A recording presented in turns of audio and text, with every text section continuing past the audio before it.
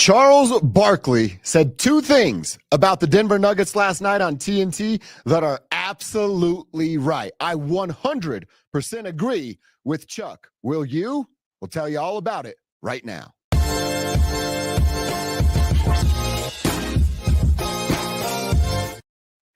Charles Barkley had the game last night on TNT, right? The Nuggets and the Warriors on a Tuesday night. Always a fun matchup when the Nuggets are playing the top dogs in the Western Conference. By the way, they own the Warriors. Got their 8th straight win over the Warriors last night. So that's a little bit of good news to start this thing. They own the Lakers and they own the Warriors right now. We'll see what that looks like moving forward. But I want to talk about what Chuck said. Two things about the Denver Nuggets that Charles Barkley is absolutely 100% right about. The first, it's wasting Nikola Jokic's prime. The Joker is the greatest basketball player on the planet. I like to call him the hashtag Serbian basketball god. He can do anything that he wants, as we saw last night when he scored 38 points again against the Golden State Warriors. The dude is just pouring it on when it comes to scoring. He said last night in his post-game press conference, it's because I'm making my threes. He's not chasing points. He's just knocking down his threes. But Chuck said it. This dude is a generational player. We're never going to see anything like Nikola Jokic again in the Mile High City. We may never see anything like Nikola Jokic again in the history of the NBA. I'm telling you, man, he's a 7-footer that can't jump over my laptop, and he can dominate a basketball game. He's a 7-footer that might not be able to beat me or Matthew, our fine producer here, in a foot race, but he is a dominant basketball player. He is outstanding. And if they only win the one championship, I agree with Chuck. A generational talent, only one championship, yeah, it does feel like a waste. Now save the comments. Well, go ahead and send them in, and I'll comment back with you on our YouTube channel. Subscribe and like while you're there.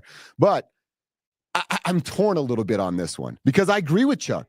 One championship for Nikola Jokic is just not enough. He's too good of a basketball player to watch him go with just one ring. Now, on the other side of this, I got this little Nuggets fan that pops up on my shoulder that's been with me since I was like a 6-year-old boy. And it's like, hey, dude, are you getting too greedy? You remember Nug life? You remember all the downs, no ups, a lot of downs that we had as Nuggets fans, and you still got the one championship that a lot of people, myself included, thought it might never come. So there is that little Nuggets fan on my shoulder being like, hey, shut up, dude. But I can't. Get out of here, little dude.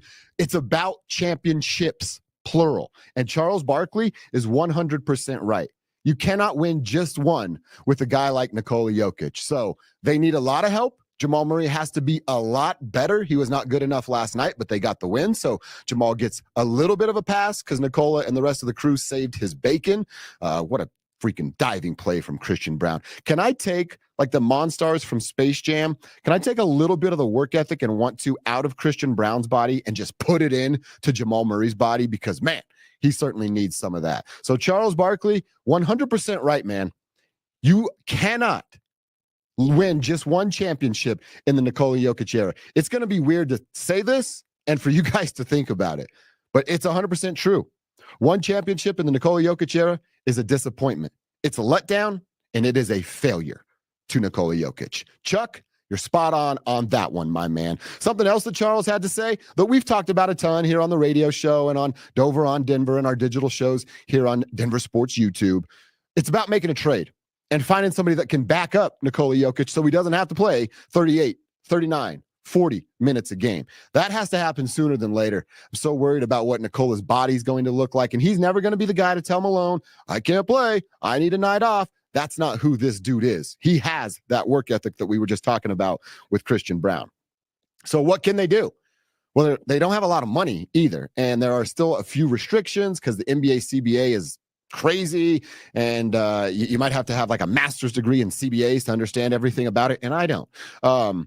But they're not at that second apron, so you can buy out veterans. You're going to have a little bit more flexibility when it comes to trades. I actually have 3 names that I want to give you that can be targets for the Denver Nuggets. First and foremost, everybody's going to talk about when you get to it. It's Kelly Olynyk. He's up in Toronto, kind of just wasting away. He's a big fella that can score a little bit. He can shoot it a little bit too. He's not like a dominant rim protector by any means, and he's not going to, give you big minutes inside the post. But he kind of has a similar game to Nikola.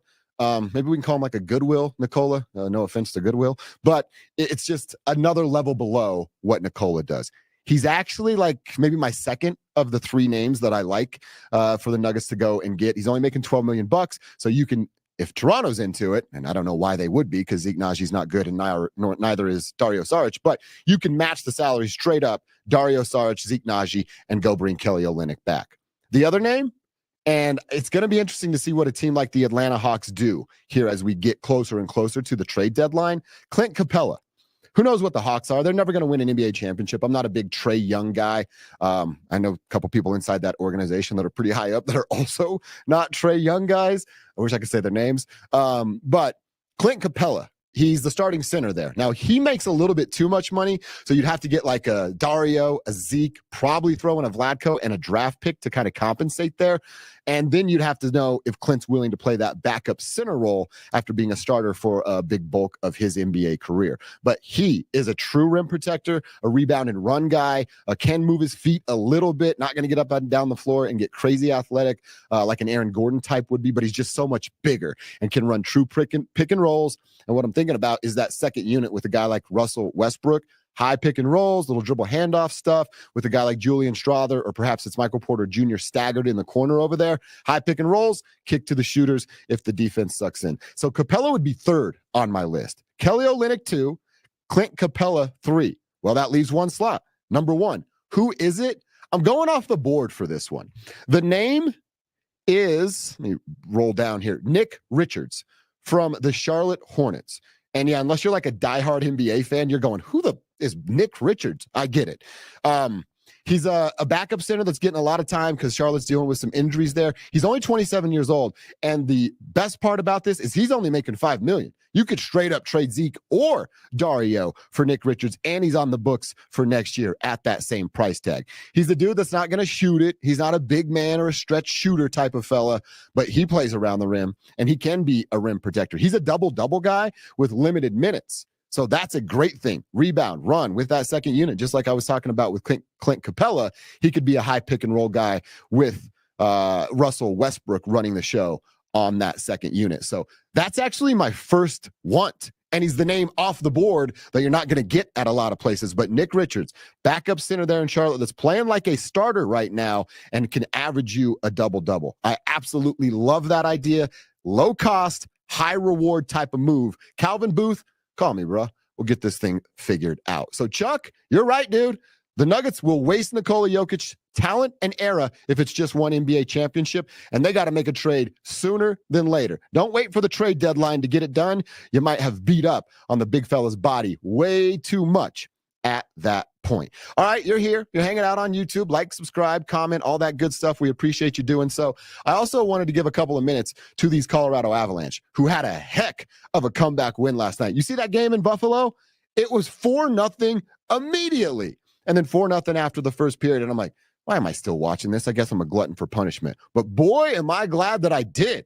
They came back and were a team possessed. Alexander Georgiev got yanked after he gave up his fourth goal. Insert the new fella, Scott Wedgwood, who came in a trade with Nashville late last week, I believe it was. And he's been a backup guy his entire life, basically, his entire NHL career. Did get some extended run with the Stars last year and was actually all right. Was a handful of games over 500. Now we know Dallas is a very, very good hockey team. Nathan McKinnon had a couple of goals. He went 10 games without a goal, got one. And then for you hockey fans, you're going to know what I'm talking about here. Nathan McKinnon, he'll show some emotion from time to time, usually not on a goal score. His second goal was a deflection off of a shot from Mikko Rantanen, and Nate showed some real emotion in that moment. I thought it was very, very cool to see. Something else I do, this is my stupid brain, thinking that I'm an athlete still when I probably never really was. But when he deflects that puck, he's got his stick up and trying to chase it up and down. I always wonder when I see those moments, how many tries would it take a Yahoo like me, or maybe you, to do the same thing? Get your stick on that puck in the middle of the air. Over under 100. What's your answer? Tell us in the comments. I'm going to go over for myself. But Scott Wedgwood, I think we might have ourselves another goalie controversy because Georgiev, he has been bad, giving up 4 goals way too much. Now Scott Wedgwood can come in here. Like I said, good with Dallas last year with a good team in front of him. And now he's got that again with the Colorado Avalanche. So we might just have ourselves another what is this, the fourth goalie controversy in about 25, 26 games for these Avalanche? But here we are. Got a great team in front of them. Maybe Scott Wedgwood can be the one to get this team back on track. This is Dover on Denver, and now I'm done.